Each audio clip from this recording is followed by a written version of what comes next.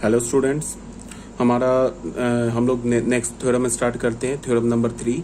इसमें हमने क्या बोला, for any two sets A and B prove that A minus B union B is equal to A union B. ठीक है, तो मेथड 1, पहले मेथड 1 से प्रूव करते हैं। Let x belongs to A minus B union B. हमने क्या किया, एक्स कोई भी रैंडम या आर्बिटरी एलिमेंट उठा लिया, किसका, A minus B union B का। तो अगर x A minus B union B का एलिमेंट है तो if and only if x belongs to A minus B, और यूनियन की जगह क्या आ जाएगा, और एक्स बिलोंग्स टू बी। ठीक है, अब अगर एक्स ए माइनस बी का एलिमेंट है तो इसको हम कैसे लिखेंगे, x belongs to A and x not belongs to B. ठीक है, और एक्स बिलोंग्स टू बी, ये तो ए माइनस बी का डेफिनेशन हो गया। अब इस पे हमने क्या किया, मैंने बता रखा है ना, और जो होता है वो एंड पर डिस्ट्रीब्यूटिव होता है, एंड जो होता है वो और पर डिस्ट्रीब्यूटिव होता है, यूनियन इंटरसेक्शन पे डिस्ट्रीब्यूटिव होता है, इंटरसेक्शन यूनियन पर डिस्ट्रीब्यूटिव होता है। तो हमने इसको क्या बोला, x belongs to A, distribute कर दिया और को एंड पर, एक्स बिलोंग्स टू ए और एक्स बिलोंग्स टू बी, बीच में एंड आ गया। फिर क्या होगा, x not belongs to B और एक्स बिलोंग्स टू बी। तो यहाँ पे अगर x b का एलिमेंट नहीं है तो फिर क्या हो जाएगा, b कंप्लीमेंट का एलिमेंट होगा और x बिलोंग्स टू b। ठीक है, तो इसको हमने क्या बोला, x belongs to a union b। और ये क्या हो जाएगा बच्चों, ये देखो x belongs to b complement और x बिलोंग्स टू b। इसका क्या मतलब है, तुम ऐसे देखो, अगर मैंने बोला कि b कंप्लीमेंट सेट में अगर तुमने b सेट को मिला दिया तो हमें क्या मिलेगा, यूनिवर्सल सेट। जैसे ये हमारा ए सेट है, ये हमारा बी सेट है, ये ए सेट हो गया, बी सेट हो गया, ये यूनिवर्सल सेट हो गया। तो बी कंप्लीमेंट की शेडिंग क्या होगी, बी को छोड़ के बाकी सब। तो देख लो बच्चों, ये बी कंप्लीमेंट की शेडिंग है ना, ये बी कंप्लीमेंट की शेडिंग होगी। अगर तुम इसमें बी को भी ज्वाइन कर दोगे, बी को भी मिला दोगे तो हमें क्या मिल जाएगा, फिर कंप्लीट यूनिवर्सल सेट। तो हमारे पास क्या है, बी कंप्लीमेंट यूनियन बी का वैल्यू क्या होता है, यूनिवर्सल सेट। ठीक है, तो यहाँ पे हमने क्या लिखा, बी कंप्लीमेंट यूनियन बी को हमने क्या लिख दिया, ये क्या लिखा है, B complement union B, because बीच में क्या हमारे पास और है। तो बी कंप्लीमेंट यूनियन बी को हमने क्या लिख दिया, यूनिवर्सल सेट। ठीक है, where S is the universal set. तो अब यहाँ पे देखो, ए यूनियन बी का अगर तुम इंटरसेक्शन लोगे यूनिवर्सल सेट के साथ तो हमें क्या मिलेगा, ए यूनियन बी। क्यों, because A union B universal set का सबसेट है, बिकॉज ए यूनियन बी क्या है, यूनिवर्सल सेट का सबसेट है। अब तुम ऐसे देखो, हमने कोई भी सेट ले लिया, ए ले लिया, बी ले लिया, ए यूनियन बी ले लिया, ए इंटरसेक्शन बी ले लिया, जितने भी सेट्स ले लोगे वो सारे सेट्स क्या होंगे, यूनिवर्सल सेट के सबसेट्स होंगे, because universal set is the super set of every set. Universal set क्या होता है, सुपर सेट होता है सारे सेट का which is involve in the given context और इन अ गिवन क्वेश्चन। किसी गिवन क्वेश्चन या किसी गिवन कॉन्टेक्स्ट में जितने सेट्स इन्वॉल्व होते हैं उन सारे सेट्स का सुपर सेट होता है। कौन होता है, यूनिवर्सल सेट। ठीक है, तो ये ऑलरेडी बताया जा चुका है तुम लोगों को कि अगर if A is the subset of B, अगर ए बी का सबसेट है तो ये क्या इंप्लाई करेगा, ए का बी के साथ इंटरसेक्शन क्या होगा, ए होगा, और क्या इंप्लाई करेगा, ए का बी के साथ यूनियन क्या होगा, बी होगा। तो ए यूनियन बी जो है ये सबसेट है ना एस का, तो अगर तुमने ए यूनियन बी सेट का इंटरसेक्शन ले लिया एस के साथ तो हमें क्या मिलेगा, ए यूनियन बी। और ए यूनियन बी का अगर तुमने यूनियन ले लिया एस के साथ तो हमें क्या मिलेगा, यूनिवर्सल सेट एस। क्लियर है ये बात। तो यहां से हमें क्या मिल गया, हमने इंटरसेक्शन लिया एस के साथ तो क्या मिलेगा, X belongs to A union B. ठीक है, तो प्रूफ हो गया, A minus B union B is equal to A union B. अब आ जाओ बच्चों मेथड नंबर 2 में। मेथड नंबर 2 में क्या है, अच्छा उससे भी पहले एक बात की, यहाँ पे मैं एक स्टेप और ऐसे लिख सकता था बट इसकी कोई जरूरत है नहीं, ऐसे लिख सकता था ए यूनियन बी और ये एंड की जगह इंटरसेक्शन एस, ऐसे भी लिख सकता था। अब यहाँ से क्या बोलता है कि मैं ए यूनियन बी का इंटरसेक्शन एस के साथ क्या होगा, ए यूनियन बी। ठीक है, अब आ जाओ बच्चों मेथड 2 में। मेथड 2 में क्या है, A minus B union B. तो ए माइनस बी सेट को मैं क्या लिख सकता हूं, A intersection B complement union B. अब देखो यहाँ यूनियन है, यहाँ इंटरसेक्शन है, तो यूनियन क्या होता है, इंटरसेक्शन पे डिस्ट्रीब्यूटिव होता है, तो इसको हम कैसे लिखेंगे, ए यूनियन बी। ठीक है, बीच में intersection, B union B complement. अगर पीडीएफ में से करेक्ट कर लेना, ये यूनियन लिखा हुआ यूनियन। ठीक है, और ये जो लिखा है ना, ये हमारे पास क्या लिखा है, इसको थोड़ा यहाँ करेक्ट कर लेना, ये लिखा है ए इंटरसेक्शन बी और इंटरसेक्शन, और ये एस लिखा है। Because B complement union B, B complement का अगर तुम बी सेट के साथ यूनियन लोगे तो क्या मिलेगा हमें, यूनिवर्सल सेट। ए कंप्लीमेंट का अगर तुम ए के साथ यूनियन लोगे तो हमें क्या मिलेगा, यूनिवर्सल सेट। तो ये क्या लिखा है, यूनिवर्सल सेट। तो यहाँ क्या हो गया, A intersection B intersection S, sorry this is A union B, again sorry this is A union B. ये ए यूनियन बी का अगर तुमने इंटरसेक्शन ले लिया ना यूनिवर्सल, ये तो ए यूनियन बी है, ये आ गया क्या हमारा, एस आ गया। तो A union B intersection S क्या मिलेगा हमें, ए यूनियन बी। प्रूफ हो गया। देखो बच्चों, 2 लाइन में प्रूफ हो गया ये मेथड 2 से। अब आ जाओ मेथड 3 में। मेथड 3 में हमने क्या किया, वेन डायग्राम। अच्छा एक बात फिर मैं बोल रहा हूँ, ऐसे 2-3 बार ऑलरेडी मैंने बता रखा है कि ये जो मैं प्रूफ कर रहा हूँ ना, मेथड 1, मेथड 2, मेथड 3, इतने सारे मेथड से, तो इसका एज सच कोई जरूरत नहीं है। समझ रहे हो बात को, ये ना बोर्ड में पूछेगा, ना जेई मेंस में पूछेगा, ना एडवांस में पूछेगा। फिर भी मैं क्यों करा रहा हूँ कि आपका ना सेट का एक अच्छी अंडरस्टैंडिंग बन जाए। ठीक है, ऐसा नहीं आएगा कि ये थ्योरम देके तुमसे पूछेगा, कोई जेई मेंस के में क्वेश्चन होगा कि प्रूव दैट दिस थ्योरम, ऐसा कभी नहीं होगा। हाँ, इसमें होता क्या है कि सेट के कुछ प्रूव दैट वाले क्वेश्चंस होते हैं, उसमें उस प्रूव दैट वाले में ये जो लॉजिक्स है ना वो वहां काम आएगा। इसीलिए मैं तुम्हें इन सारे थ्योरम्स का प्रूफ दे रहा हूँ और डिफरेंट डिफरेंट मेथड से दे रहा हूँ। एक मेथड नहीं, 2 नहीं, 3 मेथड से एक एक थ्योरम का प्रूफ दे रहा हूँ। पहले मैंने क्या बोला, वेन डायग्राम से प्रूफ किया, फिर इफ एंड ओनली इफ से प्रूफ किया, फिर एक जनरल मेथड हमने ले लिया ये प्रूफ करने वाला, जिसमें हमने law of sets, law of algebra of sets लगा दिया, जो ऑलरेडी हमने पहले प्रूफ कर रखा है ना। जैसे यहाँ पे हमने क्या लगाया है, ए माइनस बी को क्या लिखा, ए इंटरसेक्शन बी कंप्लीमेंट। तो ये A minus B is equal to A intersection B complement, ये तो हमने ऑलरेडी पहले प्रूफ कर रखा है ना। ठीक है, तो ऐसे भी प्रूफ करके मैंने दिखा दिया, ये वाला भी प्रूफ करके दिखा दिया। अब आ रहा हूँ वेन डायग्राम में। ठीक है, वेन डायग्राम में क्या है कि जैसे सबसे पहले हमने क्या किया, ए माइनस बी की शेडिंग की। तो ए को छोड़ के ए में से बी को निकाल दिया, तो ए में से इतना ही है ना बी का पोर्शन, यही है ना बी का पोर्शन, यही पोर्शन तो बी का है जो ए में है, तो इसको छोड़ दिया, बाकी की शेडिंग कर दी। तो ये क्या हो गया, ए माइनस बी। हाँ, और यहाँ पे हमने क्या किया, बी सेट का की शेडिंग की। ठीक है, तो ये बी सेट की शेडिंग है, बीच में क्या यूनियन, तो यहाँ हम लोग क्या लिखेंगे, ए माइनस बी यूनियन बी। तो A minus B union B, इसको और इसको मिला देंगे तो ये क्या हो जाएगा, पूरा हो जाएगा, पूरा शेडिंग हो जाएगा, ए भी पूरा कंप्लीट शेड हो जाएगा और बी की भी कंप्लीट शेडिंग हो जाएगी। तो ये क्या हो गया, ए यूनियन बी। तो ऐसे वेन डायग्राम से भी तुम एक लाइन में प्रूफ कर सकते हो, ये भी ऐसे सेकंड मेथड से भी तुम एक लाइन 2 लाइन में प्रूफ कर सकते हो। ये थोड़ा लेंथी मेथड है, बट ये भी चलेगा, इसका भी प्रूफ वैलिड है, मेथड 1 का भी। तुम चाहो किसी भी मेथड से प्रूफ कर सकते हो। ठीक है, अब बच्चों आ जाओ नेक्स्ट में, एक मेथड और मैंने ले लिया, दिस इज मेथड नंबर 4। कोई जरूरत नहीं है एज सच, समझ रहे हो बात को, तुम इसके प्रूफ को तुम बिल्कुल आराम से स्किप कर सकते हो, कोई प्रॉब्लम नहीं है। ठीक है, बट फिर भी एक बार देख लो। मेथड 4 में मैंने क्या बोला कि x belongs to a minus B, same logic है जो ये हमारा मेथड 1 है ना, यही सेम लॉजिक चलेगा। यहाँ पे हम लोग क्या करेंगे, a minus B union b को a यूनियन b का सबसेट प्रूफ कर देंगे, फिर a यूनियन b को a minus B union b का सबसेट प्रूफ कर देंगे, फिर क्या बोलेंगे, ये दोनों सेट्स इक्वल है। तो यहाँ पे हमने क्या किया, x ले लिया element a minus B union b का, तो क्या हो जाएगा, x element of a and x not element of b, और ये यूनियन है तो और आ गया x एलिमेंट ऑफ b। फिर और को हमने एंड पर डिस्ट्रीब्यूट कर दिया, सेम लॉजिक से जो अभी हमने कराया है।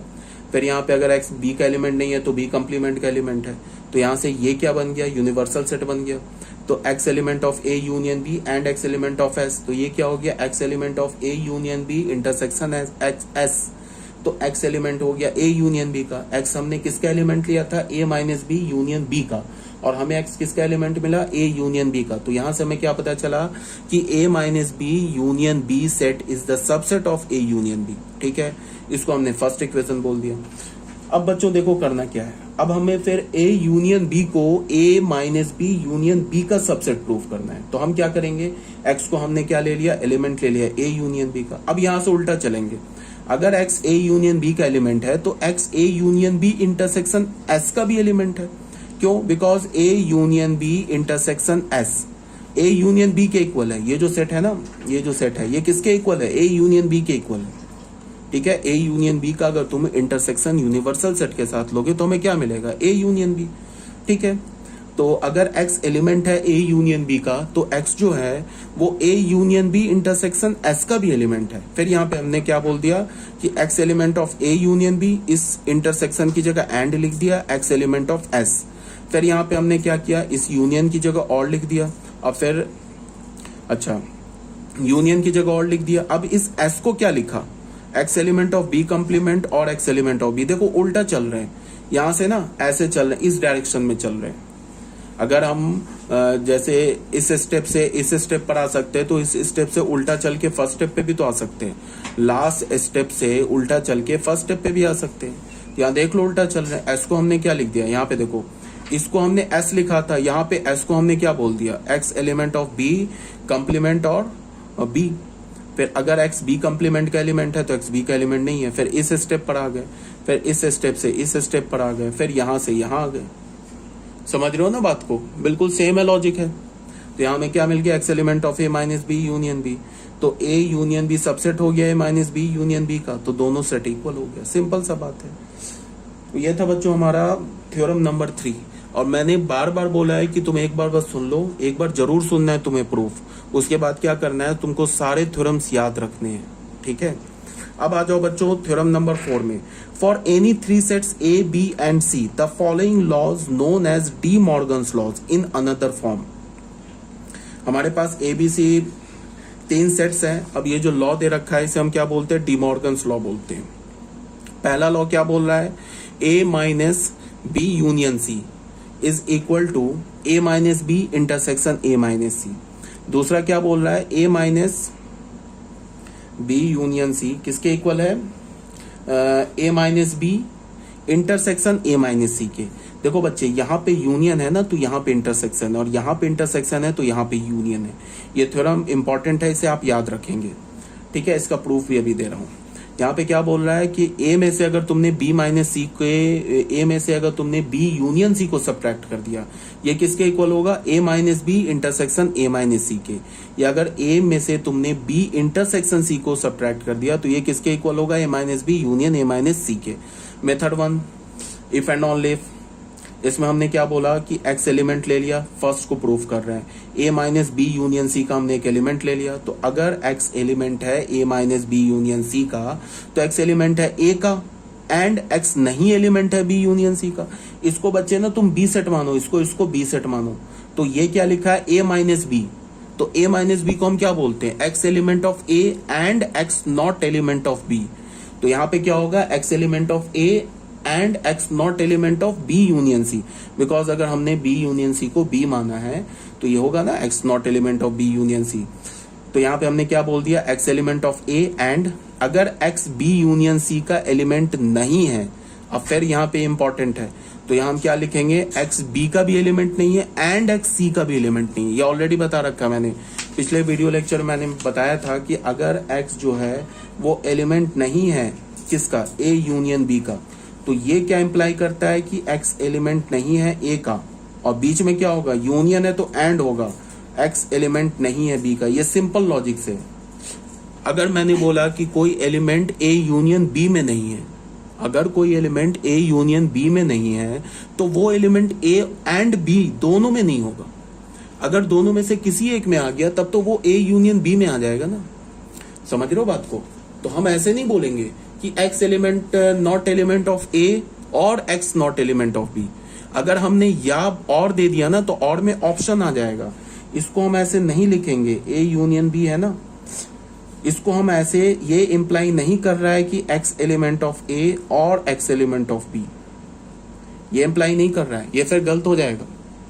इसमें तो हमने ऑप्शन दे दिया ना, x not element of A और x not element of B, ये फिर गलत हो जाएगा। इसमें हमने ऑप्शन दे दिया ना, ऑप्शन देने का मतलब कि एक्स ए का एलिमेंट नहीं होगा या एक्स बी का एलिमेंट नहीं होगा, ठीक है। इसका मतलब कि वो बी का एलिमेंट हो भी सकता है, लेकिन यहाँ पे क्या है कि अगर कोई भी एलिमेंट ए यूनियन बी में नहीं है तो फिर हम गारंटी ले लेंगे कि वो ए में भी नहीं है एंड बी में भी नहीं है।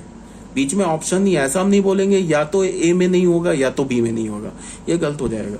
और फिर मैंने क्या बोला, x not element of A intersection B, इसके बीच में ऑप्शन हो जाएगा। ये क्या इंप्लाई कर रहा है, एक्स एलिमेंट ऑफ ए और X element of B, not element of A और x not element of B, बीच में यहाँ ऑप्शन आ जाएगा और आ जाएगा, यहाँ इंटरसेक्शन है तो ये और आ जाएगा। अगर तुमने ऐसे लिखा x not element of A intersection B को तुमने ऐसे लिख दिया x not element of A, ठीक है, and x not element of B, तो फिर ये गलत हो जाएगा, ये गलत हो जाएगा। तुम ऐसे सोचो ना कि अगर x जो है वो a इंटरसेक्शन b का एलिमेंट नहीं है तो a इंटरसेक्शन b में क्या होता है, दोनों के कॉमन एलिमेंट आते हैं। तो अगर कोई एलिमेंट a इंटरसेक्शन b का नहीं है तो हम क्या बोलेंगे कि वो एलिमेंट या तो a का नहीं होगा या तो b का नहीं होगा, या बीच में लगाएंगे, एंड नहीं लगाएंगे, ठीक है ना, ये तो ऑलरेडी बता रखा है, ठीक है। तो यहाँ पे हमने क्या बोला कि एक्स एलिमेंट ऑफ यूनियन है तो X not element of B and x not element of C. अब कुछ नहीं किया, इस ब्रैकेट को ना यहाँ पे देखो एंड है, यहाँ पे एंड है, दोनों जगह एंड है, तो इस ब्रैकेट को हमने इस दो की जगह इसकी जगह ए और बी में लगा दिया। बिकॉज क्या होता है, इंटरसेक्शन क्या हमारा एसोसिएटिव भी है एंड कम्यूटेटिव भी है। तुम ऐसे लिख सकते हो ना, अगर तुम्हें मैं बोलूं A intersection B intersection C, तो ये किसके इक्वल होगा, A intersection B intersection C के, कोई प्रॉब्लम नहीं है। इंटरसेक्शन का मतलब एंड है, तो यहाँ पे ये एंड लिखा हुआ है ना, ये ब्रैकेट को हमने चेंज करके यहाँ लगा दिया। तो ये क्या हो गया, एक्स एलिमेंट, ये किसका बन गया, x element of A minus B, and ये क्या बोल रहा है, एक्स एलिमेंट ऑफ ए। अच्छा, यहाँ पे बच्चों हमने क्या कर दिया, इसमें ये x element of A and x not element of B, ठीक है, और यहाँ पे क्या है, एक एक्स एलिमेंट ऑफ ए इसके साथ इस दोनों को एक साथ मिला के एंड कर दिया, और फिर एक एक्स एलिमेंट ऑफ ए हमने एक्स्ट्रा ऐड कर दिया। तो इससे कोई फर्क नहीं पड़ता है, ये सेम लॉजिक है। जैसे मैंने बोला ना A intersection B intersection C, तो अगर मैंने ऐसे लिखा A intersection B intersection A intersection C, तो ये दोनों इक्वल है, ठीक है। यहाँ पे क्या बोल रहा है कि पहले तुम B और C का इंटरसेक्शन लो फिर A के साथ इंटरसेक्शन लो। यहाँ क्या बोल रहा है कि पहले A और B का इंटरसेक्शन लो फिर A और C का इंटरसेक्शन लो फिर दोनों का इंटरसेक्शन लो। तो ये दोनों सेम है, समझ रहे हो बात को, ये दोनों क्या है, सेम है। तो यहाँ पे हमने x एलिमेंट ऑफ A कर दिया। अब कोई बोलेगा कि ऐसा क्यों कर दिया, क्योंकि मुझे क्या चाहिए, यहाँ पे A माइनस बी और A माइनस सी चाहिए। तो x element of A and x not element of B क्या मिल गया हमें, A माइनस बी। यहाँ क्या बोला, x element of A and x not element of C, तो ये क्या मिल गया, A माइनस सी, ठीक है। तो ये क्या हो गया, x element of A minus B and है तो इंटरसेक्शन आ गया। तो यहाँ से हमें क्या पता चला, A minus B union C is the subset of A minus B intersection A minus C. तो ये वाला जो सेट है ये राइट हैंड साइड का इसका सबसेट हो गया। सिमिलरली सेम लॉजिक से तुम ये जो राइट हैंड साइड का सेट है उसको तुम लेफ्ट हैंड साइड के सेट का सबसेट प्रूफ कर दो। तो फिर 1 और 2 से क्या हो जाएगा, 1 और 2 से ये सेट क्या हो जाएगा, A minus B union A minus B union C किसके इक्वल हो जाएगा, A minus B intersection A minus C के। देख लो बच्चों, सेम लॉजिक से यहाँ पे हमने किया, इसको आप रीड कर लेना। सेम लॉजिक यहाँ पे यूज किया, इसको हमने सेकंड मान लिया। ये सेटअप किसका सबसेट हो गया, इसका, और इसको हमने इसका सबसेट ऑलरेडी फर्स्ट में प्रूव कर रखा है। तो क्या हो गया, फ्रॉम 1 एंड 2 दोनों सेट इक्वल हो गया, ठीक है। अब बच्चों आ जाओ method number 3, using Venn diagram. Venn diagram जो होता है ना, सबसे बेस्ट मेथड होता है। सब क्यों होता है, क्योंकि इसमें हमें सब कुछ पिक्टोरियली दिखता है हमें कि क्या कौन सा सेट ले रहा है, वो रीजन में दिखता है, ठीक है। और इससे कैलकुलेशन भी फास्ट होता है, कैलकुलेशन सेव भी होता है, और इजी अंडरस्टैंडिंग भी होता है, मतलब बड़े आराम से तुम समझ जाओगे। अब देखो मैंने क्या किया, हमें क्या चाहिए था, A minus B union C चाहिए था। तो सबसे पहले मैंने A सेट का शेडिंग कर दिया। देख लो ये सेट की शेडिंग है, और यहाँ पे 3 सेट इन्वॉल्व है ना, A B C, तो हमने 3 सेट बना लिया। तो सबसे पहले A की शेडिंग कर दी, फिर B यूनियन C की शेडिंग कर दी। B यूनियन C का क्या मतलब है, B और C दोनों आ जाए। तो B का भी हमने जाके सारे रीजन को शेड कर दिया, A के भी सारे रीजन को शेड कर दिया। अब बीच में माइनस है बच्चों, A और B यूनियन C के बीच में माइनस है। इसका क्या मतलब है कि A सेट के शेडिंग में हमें उस रीजन को देखना है जो B यूनियन C का है, और फिर उसको हटा देना है।